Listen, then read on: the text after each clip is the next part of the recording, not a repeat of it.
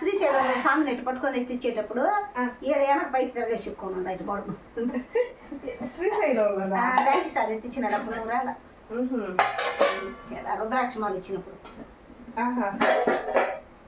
కొంచెం అంతే నాకు అబ్బిని గారు లేకుండా చాలు చాలు ఒకటి చాలు ఒకటి చాలు వేడి వేడిగా పప్పు ఆకుకూర ఎక్కువ వేసి 100 రూపాయలు ఆపేది ఇది 100 రూపాయలు మా సరిపోద్దా కూర తిను కూర బాగా తిను ఆకుకూర మంచిది ఆకుకూర తిను మా తల్లి పప్పుగా అనొచ్చా ఉండాలా కూర తక్కువ వేసుకోవాలా మహాభక్తులు తినాలంటే మీరు ఎట్లుండాలంటే అట్లుండాలి పొద్దున్నే స్నానం చేస్తారు కదా ఆయనకి పోసేసా ఒక్కొక్క రోజు నూనె పెట్టుకొచ్చే ఆయనకి నూనె వెళ్తుంది కాబట్టి అది కనపడదు నీళ్ళు పోసి ఇట్టు ఉండదు రాఖీ రాఖీ ఒకటి కట్టుకోండి ఆ రాఖీలు కడతా లైన్కి మాట్లాడేదని తెలుసు కదా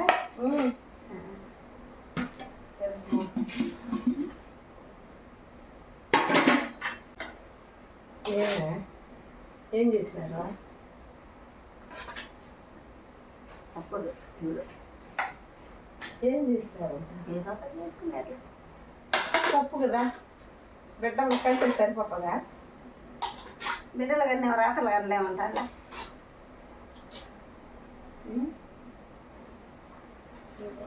చాలే మాకు అలవాటు మా తల్లి కూర నువ్వు తిను నేనేం చేసాను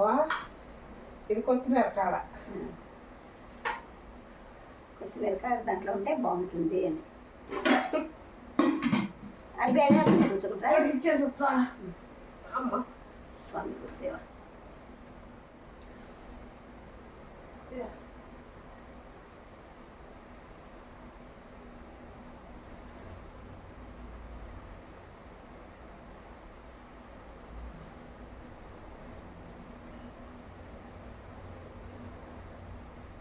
దండ తీసుకునే ఆడ ఎవరో ఒక ఆయన అమ్ముతా ఉంటే ఇంతకు బాగుండదే బాగలేదా ఇదేం సాయి పోయే పుసలా ఏం పుసలు చెప్ప కాదు అది 200 రూపాయలు చెప్పాడు 50 ఇచ్చిన ఎవరు అనుకుంటా మనం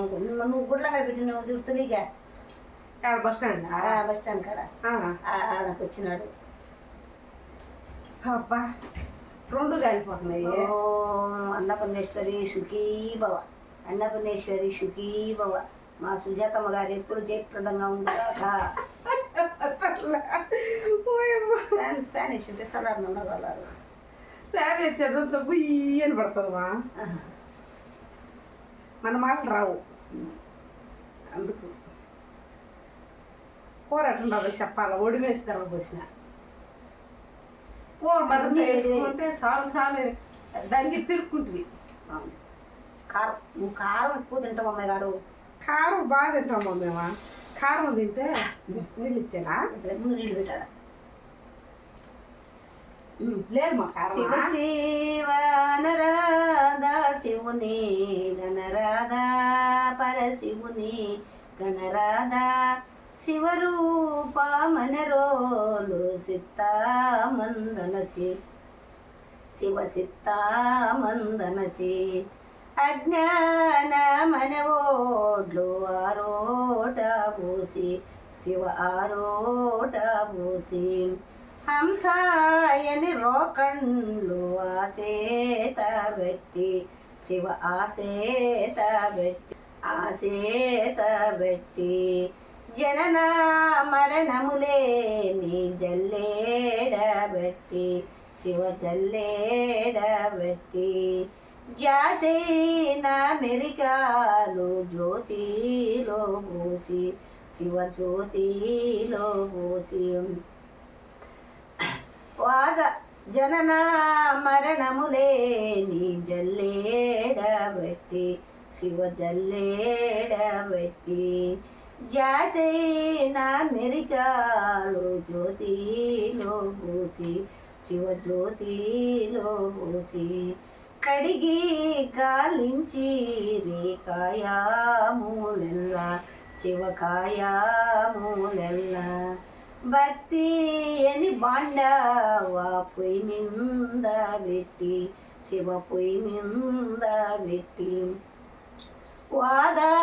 భేదములేని కట్టాలే పెట్టి శివ కట్టాలే పెట్టి వండేరి అన్నాము ఓర్పుతో వారు శివ ఓర్పుతో వారు పంచేరి అన్నాము పరమా భక్తులకు శివ పరమా భక్తులకు పంచేరి అన్నాము పరమా భక్తులకు శివ పరమా భక్తులకు శివ శివ నరాధ శివుని గణరాధ పరశివుని గణరాధ నమో పార్వతి పరమేశ్వరాయ నమః. అన్నపూర్ణేశ్వరి సుఖీ భవ. అమ్మగారు ఆ ఒక బియ్యము రోకలి కానించి ఆ ఒక పరమాత్మని పట్టుకొని అంశాన్ని రోకళ్ళు తీసుకొని వాటిలో దంచి ఆ ఒక ఆ వాదాభేదము లేని హంసాయని రోకళ్ళు తీసి దంచి ఆ ఒక బియ్యాన్ని మెరికలు చేసి వాటిని జననామరణము లేని ఆ ఒక జల్లెట్లో పోసి, జననామరణం అంటే ఈ ప్రకృతే, జననామరణం లేని వర్మరహస్యమైన ప్రకృతే, జననము మరణము లేదు దానికి. అటువంటి ఆ మహాత్ములు ఆ ఓదాభేదం పోటీ జల్లిపెట్టి ఆ జాతీయ మెరికలు జ్యోతిలో వేసి అవి కడిగి గాలించి ఆ పొయ్యి మీద పెట్టేసి వాటిల్లో మళ్ళా వాదాభేదము నువ్వు నేనని తేడా లేకుండా ఆ వాదాభేదము లేని కట్టెలు పొయ్యి మీద పెట్టేసి ఓర్పుగా ఉండి ఆ అన్నము పరమభక్తులకు పంచారంట. మాట్లాడేటోళ్ళకి కాదు, పరమభక్తులకు. గొప్ప వేదాంతం అదే, గొప్ప వేదాంతం. అందులో ఎంత వేదం ఉండదు తెలుసుకున్న వాళ్ళు దాన్ని అర్థం చేసుకోవాలంటే అందరికీ సాధ్యం కాదు. దాన్ని కూడా మా చెప్పినాడు, అందరికీ అలవి కాదమ్మా ఈ బట్ట బయలు, అందరికీ అలవి కాదు, అందితే ఇక జన్మ లేదంట. ఆ పరమాత్మ రహస్యం అందితే ఇక జన్మ లేదు. శివాయ కాదమ్మా, బాగా సినిమా నువ్వు ఒక్క చేసుకొని ఒక్క వేసుకోండి నేను అస్సలేదండి. వార్తలు తింటే అది కారం అనిపిస్తుంది, ఏం తిన్నా కారం అనిపిస్తుంది. ఉండొచ్చుమా వార్తల వల్ల నేను ఒక్క ఇప్పుడు తిన్నమ్మా. అదే కదా, మా అమ్మ పిల్లలు పుట్టినప్పుడు ఒక రవ్వ ఇచ్చేది, అది ఇస్తే నేను అప్పుడే ఊసేసేది నర్సగీది.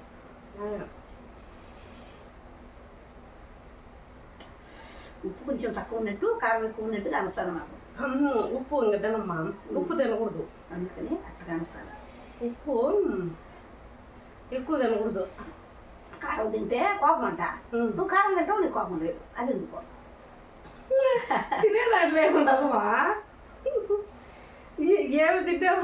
అయితే సాకటి ఇప్పుడు వాళ్ళ భార్యని తిట్టేదాన్ని కోపం రాక మిరకాయలని తిట్టాడట. మిరకాయలని ఆయన కోపం రాక పౌరుషం అది రాలేదంట. ఎంత చేసినా పాపం మంచోడు తిప్పడు. అందుకని తిప్పట కోపం రాక మిరకాయలు కారంగా తిని అప్పుడే మిరపకాయ కారం తింటేనే లోపలంతా శరీరం బాగా గట్టిగా ఉండేది. దాంట్లో స్వచ్ఛ పడిపోతుంది. వచ్చుకోవాలి కారానికి, అన్నిటికీ వచ్చుకోవాలి శరీరం. ఒక కారానికి కాదు, కష్టానికి నష్టానికి సుఖానికి దుఃఖానికి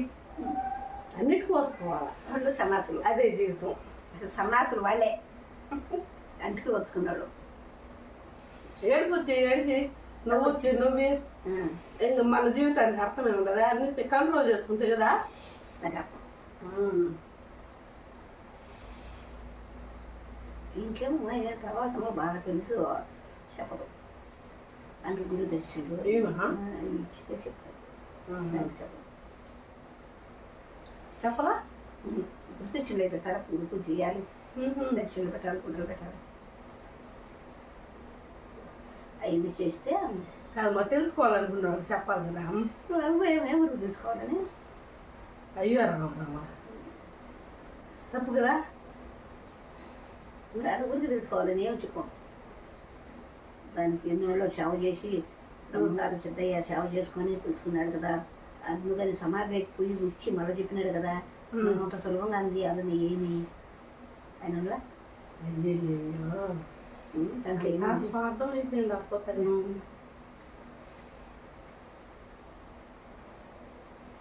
ఏమందరూ కష్టపడే తెలుసుకోవాలా సుఖంగా తెలుసుకోకుండా సుఖంగా తెలుసు సూచన కదా సూచన అందుకోవాలి కదా కష్టపడితేనే సులభం అనేది తెలుసుకునేది కష్టం ఉండకుండా ఎప్పుడు సులభంగా ఉంటే అసులభం ఏది వచ్చిందో కష్టం తెలియదు కష్టపడితేనే దానికి విలువ ఉండదు అనమాట కష్టపడితేనే సులభం మరే ఒక ఆయన చీర తెచ్చాడు నాకు అది అప్పట్లో 20-25 ఏళ్ళ అప్పట్లో 2000 ఏమో ఆ చీర ఎర్రగడ్డ కలర్ చీర తెచ్చాడు కట్టుకునే వచ్చినప్పుడు వానకాలం కార్తీక మాసం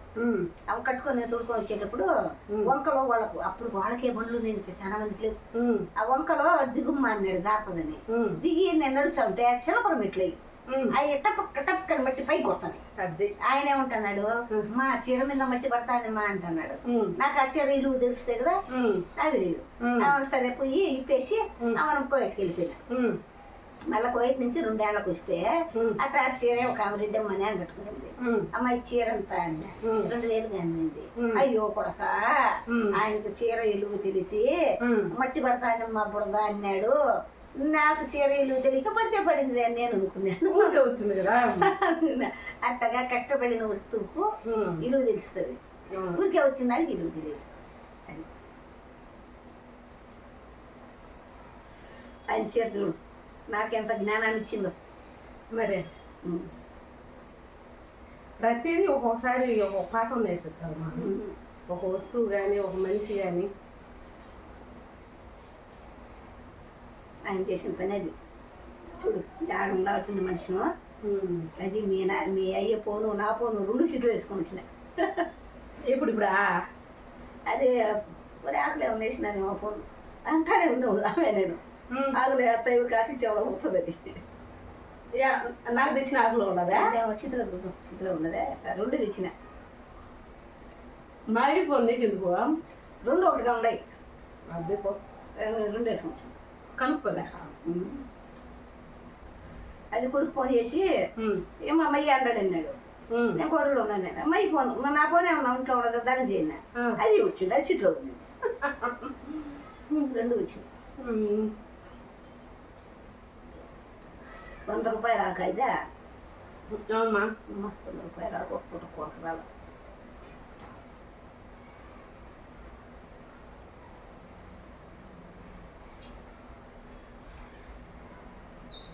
నేను మన ఫోన్ చేసినాడు యాను ఈ కాయలు నువ్వు చెప్పినావు ఇప్పుడప్పుడు తెరుకుంటాయి 5 వచ్చి 1800 ఇంకా 2 అది తెచ్చుకున్నాడు ఎవరికి మనీ అంటే కొడుకోటి నాకు పోతుందా వాడు పెళ్లి చేయవాడితే చేస్తానంటే ఎట్లా చెప్పామ్మా సారీ ఇప్పుడు ఎందుకు అక్కాయ ఖర్చు పెట్టుకో ఎవరికి ఎందుకు ఎందుకు తెలిసి తెలియదు ఇది తినకుండా చనుకుడు కాయ వేసుకుంటా కాదు ఎటైనా ఒక దంతుడు పొలా కానొస్తాడు కదా ఇప్పుడు వాడికి ఎందుకు బతి ఆడుకుంటే పడుకునేటప్పుడు నువ్వు వేసుకోనైనా వాడికి వద్దులే అది ఇంట్లో పెట్టుకొని వేసుకుంటే ఎవరు అది దిష్టికి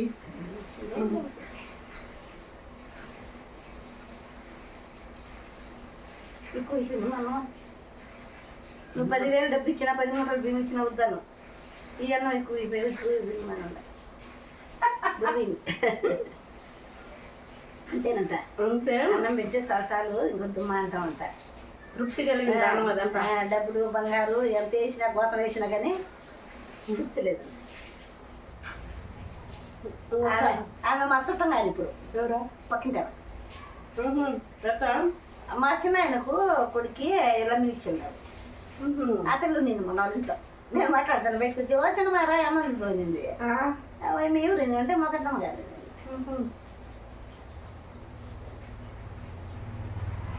నేను వచ్చినప్పుడు ఇంకా రమ్మ రాజులేవు కానీ వాళ్ళు కూడా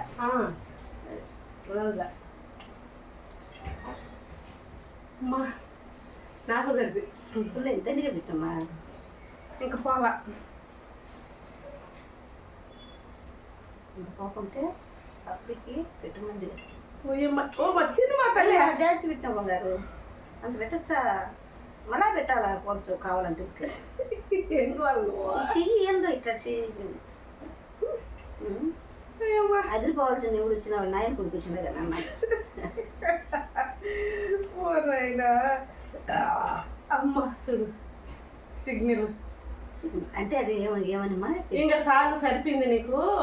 నీకు వద్దని అన్ని దేవుడు ప్రతిదీ మనకు లిమిట్ ఇచ్చాడు ఆ లిమిట్ దాటకూడదు ఇంకా అదే కొంచెం నాకు తినకూడదు వద్దు నాకు సరిపోయింది నా పొట్టకు నాకు సరిపోయింది ఇంకా ఆపేయాలి అది సిగ్నల్ ఇచ్చినాడు చూడు అదే ఆయన ఏమన్నా మనం అడిగినావా దేవుణ్ణి ఏంలే అడగండి ఆయన ఏం చేయాలని చేస్తున్నాడా లేదా చేస్తాడు మనం అడిగితేనే చేస్తాడా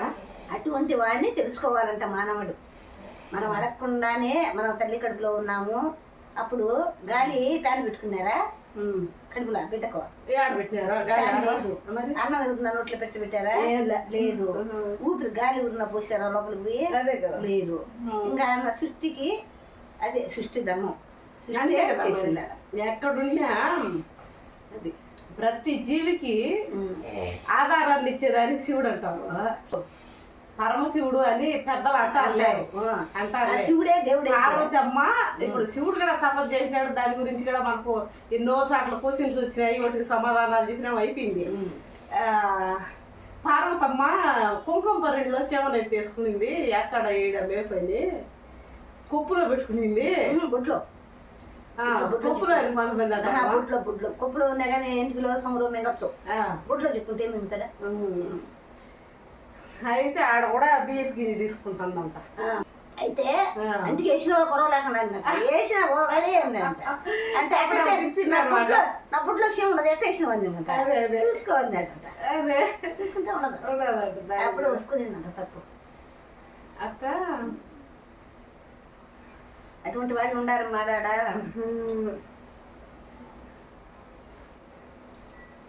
అమ్మా